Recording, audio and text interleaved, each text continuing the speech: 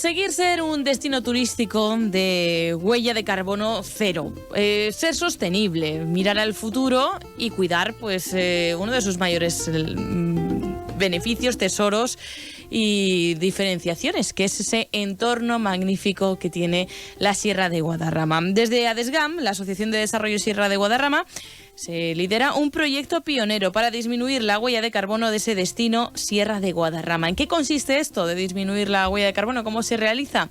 Pues vamos a tratar de todo ello con Patricia Piñero, que es directora de proyectos de Carbono Gestión. Patricia Piñero, ¿qué tal? Muy buenas tardes. Hola, buenas tardes. ¿Qué tal, Sonia? Pues encantados de charlar unos minutos y claro, tenía que ser la Sierra de Guadarrama la que pusiese en marcha un proyecto como este porque su mayor valor es el que hay que cuidar, ¿no? Sí, la verdad que sí, es un proyecto muy bonito y nosotros pues estamos encantados de que hayan contado con nosotros para poder trabajar en esto y aportar, ¿no? para contribuir a todo lo que podamos a ese desarrollo sostenible de la Sierra de Guadarrama, que como tú dices es un enclave pues natural, aparte de precioso, es muy necesario para esta crisis climática que tenemos, pues poder protegerlo y trabajar para un buen desarrollo de este lugar. Sí. Carbono Gestión es la empresa especializada que va a dar la asistencia técnica a todo este proyecto. El proyecto que es pionero, es de los de los primeros que se pone en marcha en un entorno como este.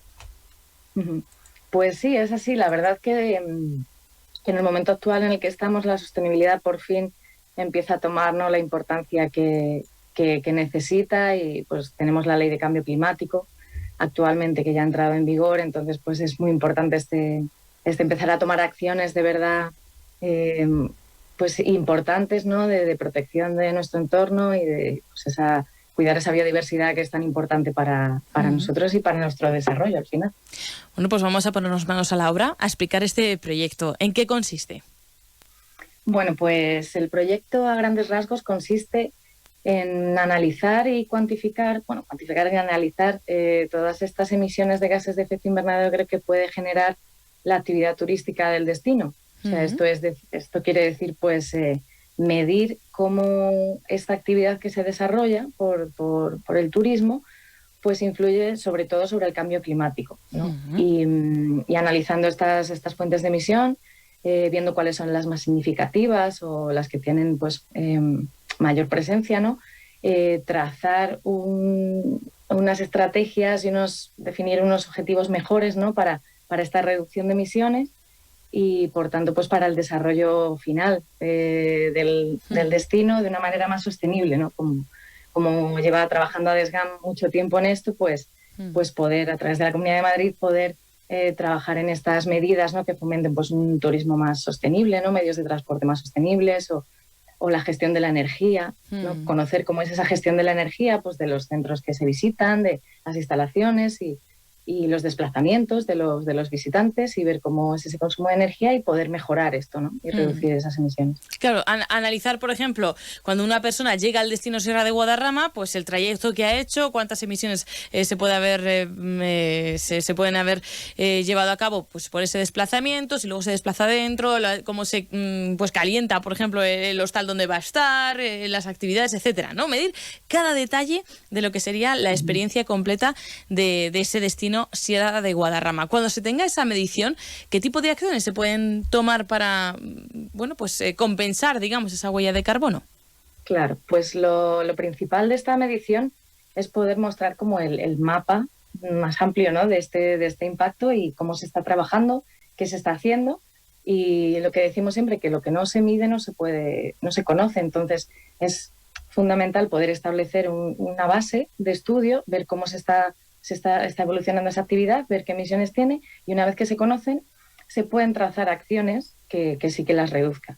Entonces, el objetivo principal es reducir esa generación de emisiones, ¿no? Y una vez que se establecen estas medidas, más o menos, pues hay emisiones que no se pueden reducir o que no, es muy costoso o muy difícil, ¿no?, porque llevan un tiempo de proceso. Entonces existe un mecanismo que es la compensación de emisiones. Esto quiere decir, nosotros, por ejemplo, en Carbono Gestión trabajamos con Naciones Unidas porque creemos que es también es otra vía de fomentar el desarrollo sostenible, de contribuir con los objetivos de desarrollo sostenible de la Agenda 2030. Entonces, hay un mecanismo disponible de proyectos de carbono que lo que hacen es absorber o evitar esas emisiones. Entonces, por ejemplo, en este caso, ¿no? Pues el destino trabajaría en colaboración con estos proyectos para la compensación de estas emisiones. Y si no hubiese esta colaboración o esta aportación en estos proyectos, pues no existirían. Entonces, es muy interesante esta compensación de emisiones. Yo siempre, Patricia, que se habla de compensación de emisiones, me imagino, por ejemplo, pues algunas acciones como puede ser, bueno, pues no se puede reducir la emisión de ese autobús que va a tener que llevar, se ha reducido de coches privados a fomentar, por ejemplo, el autobús, pero finalmente las emisiones del autobús ahora mismo no se pueden reducir, bueno, ya hablaríamos de eléctricos, etcétera, etcétera. Bueno, pues en compensación, por ejemplo, plantamos árboles, ¿no? Para que tengamos alguna idea de algún ejemplo que podría ser, ¿no?